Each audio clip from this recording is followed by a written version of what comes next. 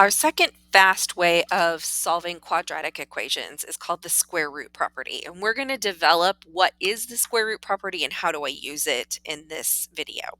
So let's think about something for a second. Remember, a solution to an equation is a number that I can plug in for x, do the operation, and the answer is going to be what's on the right-hand side over here. So can you think of a number that I can plug in for x, square it, and get 16? Almost all of you will have come up with x equals 4, right? So 4 squared is 16. Is that the only one? Is there a second one that we could plug in? Well, let's think about it. What if we plug in a -4? What does -4 squared mean? It means take the number and multiply it by itself. Well, what's -4 times -4? Well, that is also positive 16. So we actually have two answers that come out of this. X equals positive 4 and x equals -4. Sometimes when we have plus and minus of the same number as an answer, we will use a shortcut and write plus over minus 4, meaning there are two answers, both positive 4 and -4. All right, now that we've kind of thought about that, let's look at our next one right here. Is there a number that you can think of that when I plug it in for x squared, I'm going to get an answer of 25? Well, most of you, based on what we just did, will come up with, well, x could be either equal to positive 5 or it could be equal to -5. Excellent. All right. But what about this one over here? What about x squared equals 2?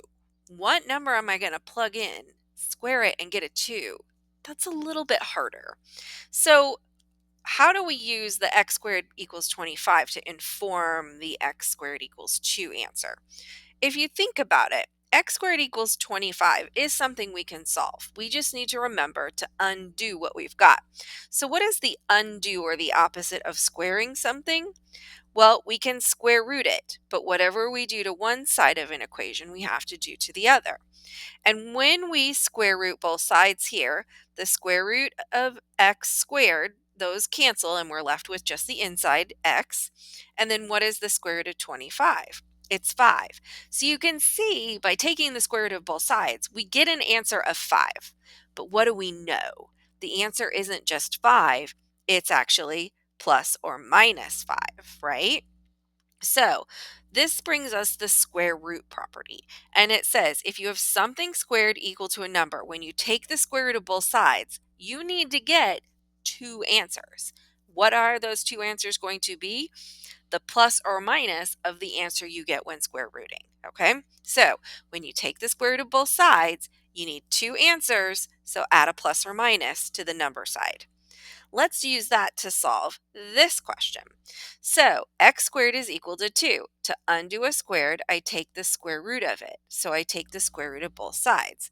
That will give me x is equal to the square root of 2. But I have to know the rule. When you take the square root of both sides, you need two answers.